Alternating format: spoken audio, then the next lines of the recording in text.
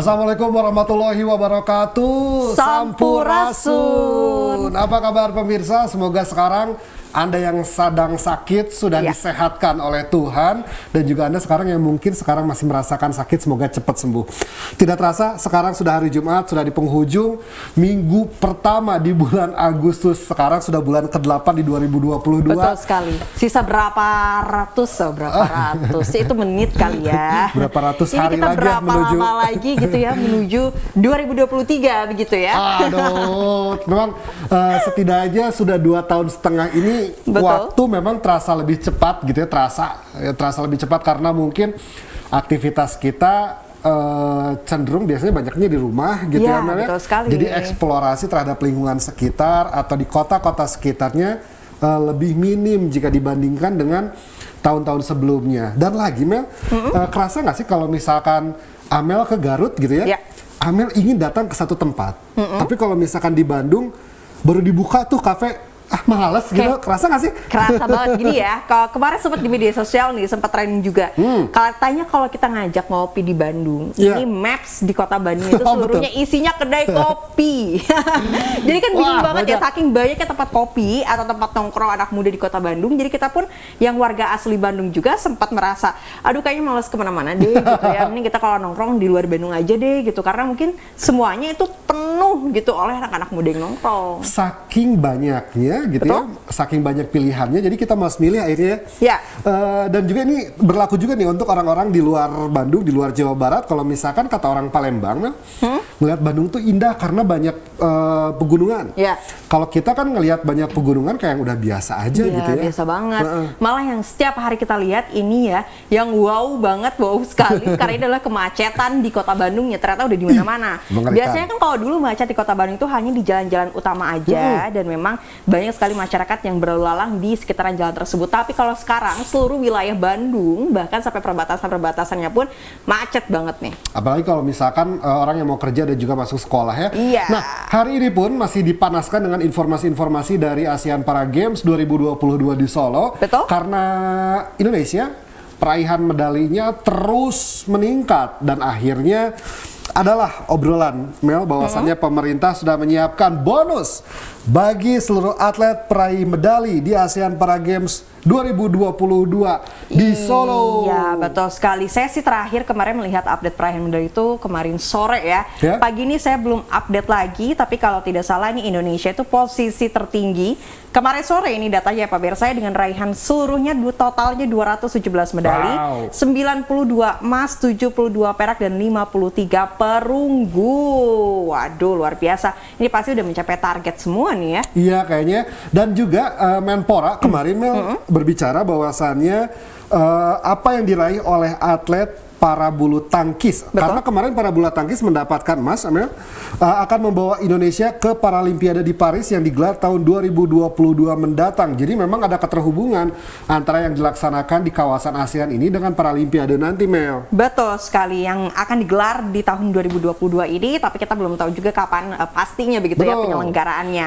Dan ini juga memang akan diberikan bonus dan apresiasi yang sama bagi atlet-atlet difabel Indonesia dari Presiden Republik Indonesia Joko Widodo tentunya. Betul, karena Presiden pun menyatakan saudara bahwasannya akan memberikan perhatian dan apresiasi untuk semua atlet, baik itu Olimpiade, Pra-Olimpiade, ASEAN Games, SEA Games, dan ASEAN Para Games yang sedang berlangsung ini. Katanya pemerintah pusat tentu akan memberikan perhatian dan tentu tidak akan lama diberikannya. Sekali. Dan yang menarik ini di cabang olahraga bulu tangkis, Indonesia tuh berhasil untuk kembali meraih 4 medali emas di masing-masing nomor. Ada 4 nomor yang dilombakan. Di antaranya adalah ganda campuran putra dan putri, ganda putra dan putri, tunggal putra dan putri, termasuk para pebulu tangkis kursi roda.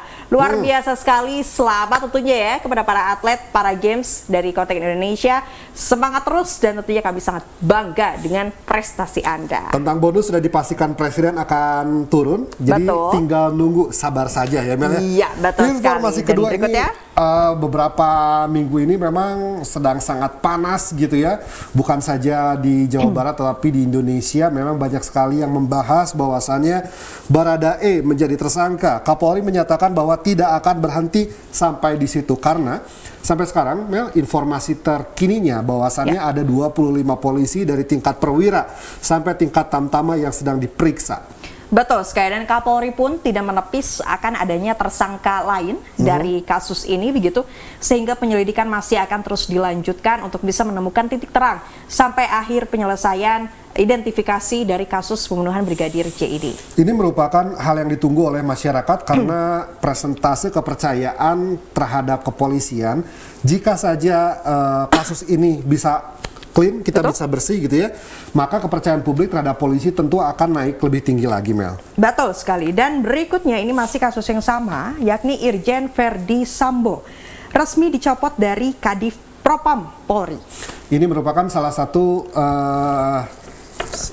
tokoh ya, salah satu tokoh utama dalam proses atau kejadian Barada E yang jadi tersangka ini. Ini sedang ditelusuri apakah ada keterkaitan atau tidak.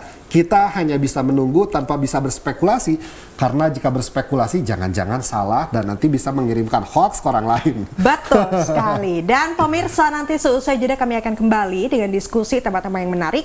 Namun jangan kemana-mana, tetap di Sampurasun.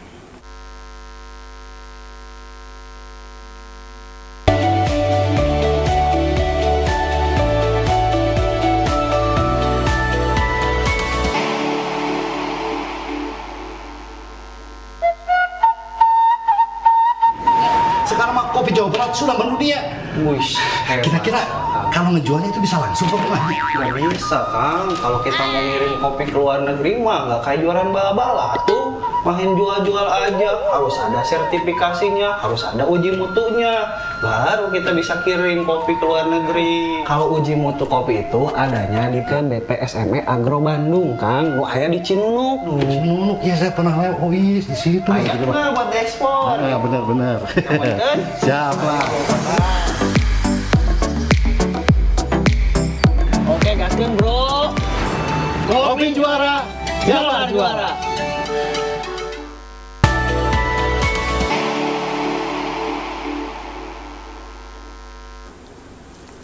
Ya, Anda masih bersama kami di Sampurasun tentunya, dan kita akan berdiskusi nih sesaat lagi. Hari ini karena hari Jumat, temanya santai begitu ya. Kita akan membahas seputar olahraga nih tentunya. Yang pertama, kita akan membahas performa Persib yang belum beruntung. Ya, memang sudah diindikasikan bahwasannya semoga tahun ini bisa naik gitu ya. Cuma di 2 pertandingan awal kita mendapatkan seri, dan yang terakhir kalah 3-1. Sudah hadir bersama kita yakni pengamat sepak bola Yudi Guntara untuk membahas tentang gimana sih ini Persib tampaknya belum ada pergerakan yang maksimal. Kang Yudi Guntara, apa kabar? Assalamualaikum. Waalaikumsalam warahmatullahi wabarakatuh. Kang Tegar ya sama Teh Amel ya? Iya, betul. Sehat Kang Yudi? Alhamdulillah, saya izin boleh nggak buka di ruangan, nggak ada siapa-siapa? Oh iya, boleh. Silakan. Boleh, silakan Kang Yudi. Kang Yudi, ini Persib kita sebetulnya mengharapkan lebih setelah datangnya Ciro Alves gitu ya. Betul. Dan juga beberapa pemain lain yang baru masuk tahun ini. Tapi sayang, banyak dari mereka malah cedera ketika liga akan berlangsung. Sampai sekarang pun kemarin hasil memang sangat tidak memuaskan. Yang pertama seri, yang terakhir kalah. Pandangan Akang, apa yang salah di Persib, Kang? Kalau menurut saya sering mengatakan bahwa tim yang paling penting adalah kekompakan, Kang, yang paling utama. Yang paling utama adalah kekompakan. Nah, saya lihat bahwa pemain-pemain asing yang datang ke Persib, Ciro, kemudian juga David Da Silva, kemudian juga Daisu Sato ya itu belum pernah belum menemukan performa kekompakan atau bermain secara kolektif kalau menurut saya gitu. Itu yang paling utama menurut saya, Kang. Sehingga Persib susah menemukan kekompakan lini per lininya gitu. Itu. Saya kira itu, Kang. Ini kompetisi Liga 1 kan sudah di depan mata tentunya ya. Kemudian dengan perkembangan atau update begitu performa dari tim Persib Bandung yang hingga saat ini mungkin masih dikatakan oleh beberapa bobotoh ini masih kurang sekali gitu ya, sangat belum maksimal. Ini bagaimana nih kira-kira di Liga 1, apakah akan berhasil begitu raihan yang menjadi target dari Persib Bandung? Ya, tadi saya katakan bahwa di awal bahwa Persib selalu bermain belum menemukan kekompakan timnya, sehingga Persib itu bermain secara individu. Ya, saya lihat di Piala Presiden itu Persib lebih dominan bermain secara individu. Bermain secara individu itu akan cepat lelah, akan cepat capek. Ya, nah dengan cepat capek itu akan cepat pemain akan cedera. Kalau menurut saya terbukti gitu kan, David da Silva cedera, kemudian Victor Igbonevo cedera, kemudian Ciro juga cedera, kemudian Hen juga cedera, kemudian juga Teja juga cedera, itu di situ. Nah, kalau menurut saya gini, saya belum lihat di Persib ini bermain secara full tim, Kang. Secara full tim dalam arti begini. David da Silva, kemudian dengan Ciro, waktu itu kan tidak ada Ricky Kambuaya Maklok kan dengan Ahmad Irianto. Nah, saya ingin melihat bahwa pemain-pemain Persib ini full tim, ya bermain secara full tim gitu. Saya pengen ngelihat pada saat lawan Piala Presiden tidak diperkuat oleh pemain nasional 3 orang itu kan. Kemudian waktu pas Liga kemarin juga tidak diperkuat oleh Ciro dan David da Silva itu di situ, hanya David da Silva aja yang main gitu kan. Nah, saya ingin Persib ini nanti lawan Borneo cepat mengambil inisiatif untuk bagaimana caranya masing-masing pemain muncul mental bertandingnya, kemudian juga down-nya itu mentalnya itu bisa di-up lagi oleh komunikasi yang baik oleh Coach Robert Albert. Gitu, kurang lebih begitulah. Ya memang hingga sekarang Teja Pakualampun kan belum maksimal gitu ya. Jadi sekarang pelapis, kiper kita pun pelapis, tapi performanya cukup baik. Dan pelapis di Persib kan tampaknya belum seimbang dengan yang utama, mengingat kita juga banyak sekali pemain mudanya gitu ya Kang ya. Hingga salah satu posisi di back, Hen ini belum bisa tergantikan ya Kang ya. Dalam 2 pertandingan kita kebobolan 5 loh. Saya sangat setuju Kang, tadi ya sangat setuju bahwa pelapis belum maksimal untuk menggantikan pemain-pemain inti, gitu kan. Contohnya waktu lawan Bayangkara 1-1 gitu kan, kesalahan ada di Roby Darwis pemain muda kan. Mereka belum siap tampil sebetulnya untuk menjadi starting 11 kan di situ. Nah, bagusnya maksudnya bukan begini, bukan berarti pemain itu jelek Kang. Ya, bukan berarti pemain itu jelek, tapi pemain-pemain muda ini bisa dikasih kesempatan di babak kedua dan lain sebagainya. Kita tahu sendiri kan, bobotoh di Bandung itu luar biasa kan, pasti ingin selalu menang kan. Nah ini tantangan bagi seorang pelatih gitu kan, lawan Bayangkara. Kemudian juga lawan Madura United kemarin kan kalah 3-1, itu kan. Bayu Fikri ada di situ. Betul. Kemudian Roby Darwis juga main di situ gitu kan, di situ. Sehingga saya lihat penjaga gawang juga waktu itu ada Fitrul kan. Nah, dua gol yang bersarang di Persib di gawang Persib itu murni kesalahan penjaga gawang kalau menurut saya. Satu lagi adalah kesalahan wingback kanan yaitu Bayu Fikri. Nah, itu kalau menurut saya lawan Madura United ada hal yang menurut saya kurang tepat gitu mengenai susunan pemain di situ. Kenapa nggak dipasang Kakang gitu kan di bek kanan kan? Karena Kakang kita tahu sendiri mendapat kepercayaan dari Sintayong ya. Minimal lah mentalnya itu dia pede gitu kan menghadapi penonton di GBLA gitu kan ya.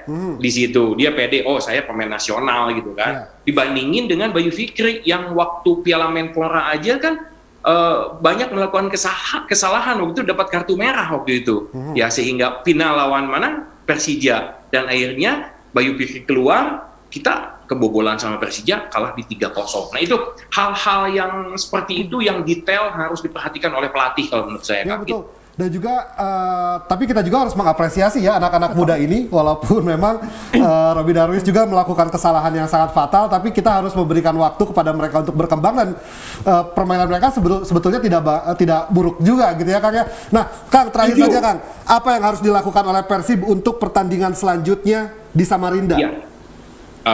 Gini, yang pertama adalah menghadapi Borneo di Samarinda. Yang pertama adalah bagaimana Coach Robert Albert harus membangun kekompakan tim per lini. Kemudian yang keduanya bagaimana Persib atau Coach Robert Albert mengangkat mental bertanding melawan Borneo, mental bertanding pada saat kekalahan lawan Madura United. Itu yang paling penting kalau menurut saya, Kang. Itu yang sangat paling penting. Bagaimana mengangkat, sekali lagi, bagaimana mengangkat mental masing-masing pemain. Karena apa? Karena jangan sampai Coach Robert Albert menyampaikan bahwa ini baru baru pertandingan kedua. Tapi yang dihadapi setelah lawan Borneo itu kan ada tim-tim besar seperti Bali United, PSIS, kemudian juga PSM Ujung Pandang, ya. Gimana kalau kalah nanti di Borneo? Nah, itu yang paling penting aja adalah bagaimana pelatih mengangkat mental bertanding di Borneo nanti, Kang, gitu. Oke, baik. Terima kasih Kang Yudi Guntara sudah berkenan hadir di Sampurasun pada siang hari ini melalui Zoom. Kita harapkan semoga Persib Bandung tentunya bisa nanti menang gitu ya di Liga atau di laga berikutnya di Samarinda, dan kita akan terus dukung pokoknya ya. Kalau kalah bahaya Bandung bisa ricuh ya kalau chaos ya. Hatur nuhun Kang Yudi. Sampurasun Kang Yudi. Dengan senang hati sampai ya. Ya, semoga saja memang Persib menang. Ciro Alves sudah dibawa, bahkan Kambuaya pun yang sebetulnya masih dalam kondisi cedera sudah dibawa. Semoga bisa mendapatkan hasil 3 poin lah. Jangan seri atau kalah, apalagi kalah ya. Jangan. Betul. Padahal kan tuntutan Persib Bandung untuk bisa menang Liga ini kan sangat besar begitu ya negaranya, sehingga bisa saja ini tercapai, sehingga di Bandung nih para bobotoh juga tidak akan berkeluh kesah begitu ya, baik di media sosial, baik di jalan dan di mana-mana begitulah kira-kira ya. Minimal membuat para bobotoh bisa tidur lebih nyenyak gitu ya. Betul sekali dan ya. Pemirsa, setelah jeda kami akan kembali masih dengan informasi dari dunia olahraga. Dan nanti kita akan membahas tentang judo yang mendapatkan emas sesaat lagi. Jangan kemana-mana, tetap bersama kami di program Sampurasun.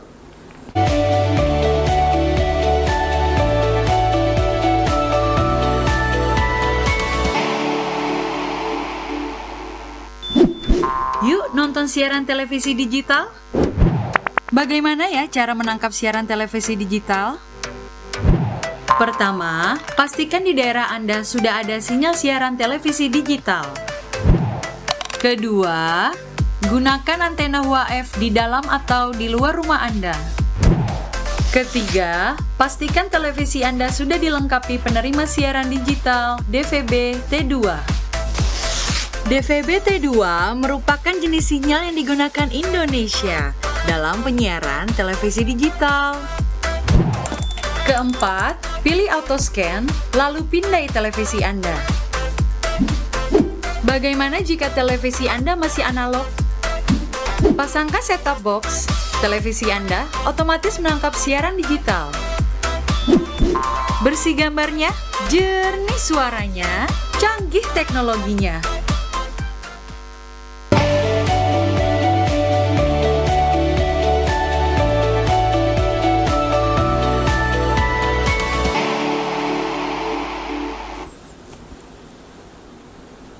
Anda masih bersama kami di Sampurasun. Tentunya sebelum kita membahas tema pada siang hari ini, tema yang kedua begitu ya, tadi ada informasi juga bahwa di Gedung Sate Jalan Diponegoro Kota Bandung ini tengah berlangsung gitu demonstrasi aksi unjuk rasa dari para tenaga kesehatan, tenaga honorer begitu yang menuntut diangkat menjadi pegawai P3K. Ya, memang tenaga honorer ini sudah oleh pemerintah pusat tidak boleh ada pengangkatan lagi. Nanti kita lihat gerakan-gerakan lebih lanjut dari pemerintah untuk bisa mengatasi kekurangan tenaga di setiap kota kabupaten di seluruh Indonesia ya. Iya, betul dan sekali. pemirsa, sekarang sudah terhubung kami bersama Bayu Pangestu, atlet judo yang baru saja mendapatkan emas dari cabang judo. Ya, langsung saja kita sapa begitu ya. Selamat siang Kang Bayu. Sampurasun. Ya, Rampe, selamat siang. Apa kabar Kang Bayu, sehat? Alhamdulillah sehat-sehat. Wah, ini Kang Bayu pasti lagi senang nih pemirsa, karena yang seharusnya ini Kang Bayu ini sebelum bertanding pindah kelas dulu ya Kang ya, yang harusnya buta total tetapi tidak, ya Kang ya. Bisa diceritakan Kang bagaimana prosesnya Kang? Jadi di blind itu ada 2 kategori gitu, ada yang J1 itu untuk yang total, yang tidak ada penglihatan sama sekali, dan yang J2 itu untuk orang yang masih sisa penglihatan gitu, atau low vision. Nah, waktu itu saya dimasukkan di low vision karena katanya itu strategi dari pelatih juga gitu. Oke, Kang Bayu ini menekuni atau mulai berlatih blind judo begitu ya? Sejak kapan nih Kang? Iya Kang. Saya awalnya itu diajak teman gitu. Teman saya waktu itu saya masih SMA kelas 1, karena tidak ada kegiatan, jadi yaudah latihan aja gitu biar kita isi kegiatan gitu dengan latihan gitu aja sih. Oke. Nah, Kang Bayu kan sebetulnya bisa dibilang kuda hitam ya. Yang awalnya memang tidak ditargetkan medali, namun ternyata bisa mengalahkan lawan-lawannya sehingga bisa mendapatkan medali emas. Motivasi seperti apa Kang yang membuat Akang bisa akhirnya mendapatkan emas di ASEAN Para Games ini Kang? Ya tentunya saya punya motivasi berlebih gitu, karena ya tidak ada yang tidak mungkin kalau kita berusaha semaksimal mungkin. Jadi berusaha dulu intinya, dan berdoa aja sih, yakin sama diri sendiri. Saya juga latihan, lawan juga latihan, kita sama-sama latihan gitu. Buktikan di pertandingan itu aja sih. Oke, Kang Bayu ini turun di kelas berapa begitu ya? Judonya? Minus 60 kg.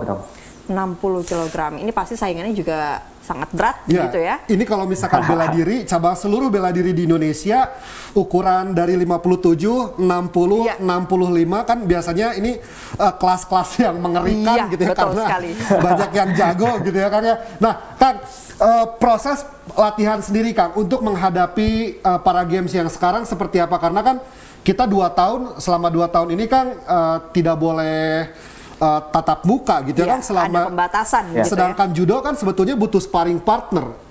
Pola latihan yang dilakukan di rumah seperti apa Kang? Sebenarnya kita tetap sparring sih gitu. Pola latihan seperti biasa, cuma mungkin yang berhubungan dengan kontak fisik itu sedikit dikurangi gitu. Terus kita juga jaga protokol kesehatan aja, terus jangan sering keluar gitu ya, cukup berinteraksi sama teman-teman sparring kita aja gitu, aman-aman aja. Oke, nah Kang, Kang ini kan umurnya masih 22 tahun nih Kang. Kalau atlet ini sebetulnya umur segini Mel masih terhitung muda gitu ya. Betul. Dan sekarang sudah menang ASEAN Para Games.